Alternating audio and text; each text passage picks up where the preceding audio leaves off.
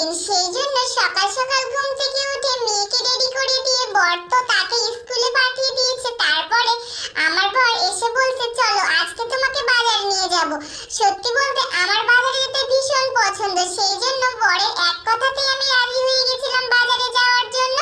আর বাজারে যাওয়ার সময় দেখো ওয়েদারটা এত ভালো, আর আমার মনে শুধুমাত্র একটাই গান আসছিল, এই পথ যদি না শেষ হয় তবে কেমন হতো তুমি বলো তো।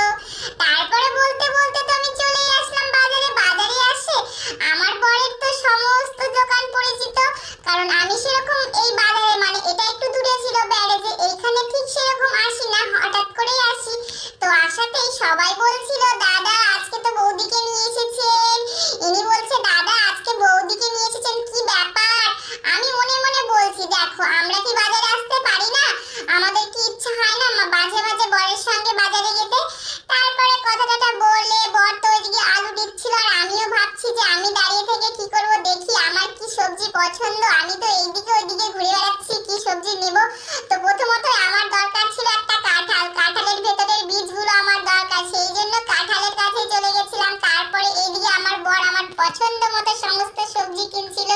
যেহেতু আমার পুঁই ডাঁটা এত পছন্দ, বর আলু নেওয়ার পরেই চলে এসেছে পুঁই ডাঁটার কাছে। তারপর পুঁই ডাঁটা নেওয়ার পর এইদিকে চলে আসলো ভেন্ডি নেওয়ার জন্য। আমার বর কিন্তু বাজার করতে ভীষণ পারে, কারণ আমার বর যেন বাজারে গিয়ে না ভীষণ দাম দর করে। যদি সে যদি 5 টাকাও কম বলে তাহলে সেই দোকানে আর নেয় না, 5 টাকা বেশি বললে চলে যায় অন্য দোকানে। আর আমার বরের পরিচিত দোকান হয়ে গেছে অনেক, তার জন্য অসুবিধা হয় না, মানে গিয়ে দোকানদারকে যা বলি তাই দিয়ে দেয়। তারপরে এদিকে আমার পছন্দ ছিল পটলের লতি, বরকে বললাম নিতে।